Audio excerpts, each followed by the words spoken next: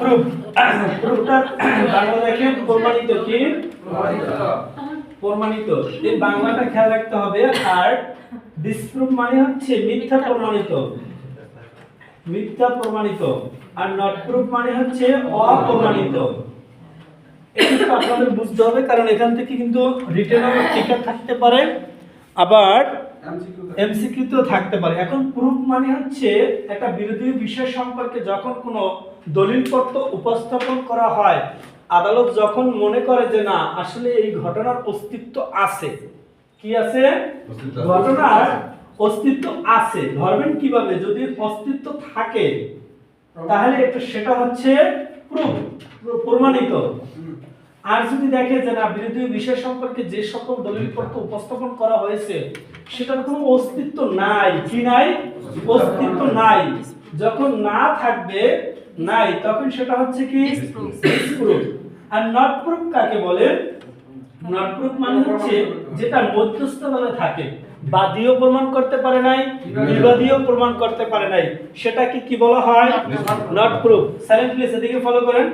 যদি কোনো ঘটনার অস্তিত্ব না থাকে তখন সেটাকে কি বলা হয়? নট প্রুফ না ডিসপ্রুভ? না থাকলে কি হয়? ডিসপ্রুভ। ডিসপ্রুভ। এই বাংলাটা নিয়ে কিন্তু পেস্ট লাগে। ডিসপ্রুভ মানে হচ্ছে কি মিথ্যা প্রমাণিত। আর যদি ঘটনার অস্তিত্ব থাকে সেটা তো আপনারা ধরে নিলেন প্রুফ। আর ঘটনার অস্তিত্ব যদি না থাকে তাহলে কি সেটা নট প্রুফ না ডিসপ্রুভ?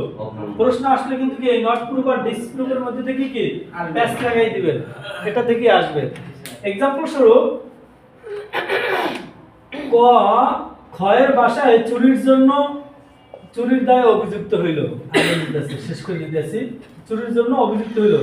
এখন ক ক্ষয়ের বাসায় চুরি করছে, তাহলে ক যে চুরি করছে এটা 101 ধারা মোতাবেক প্রমাণের দায়িত্ব কার?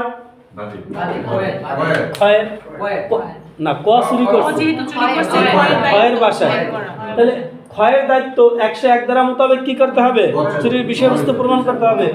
খ যদি প্রমাণ করতে পারে তখন কি সেটা নট প্রুফ হবে না ডিসপ্রুফ হবে না প্রুফ হবে? সেটা কি হবে? প্রুফ হবে। এখন খ আবার কি করলো? 103 ধারা মোতাবেক সে অন্যত্র থাকার অজুহাত প্রমাণ করলো, তখন সেটা কি হবে? ডিসপ্রুফ।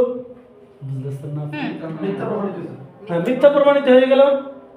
এখন অন্যত্র থাকার অজুহাতটা কি?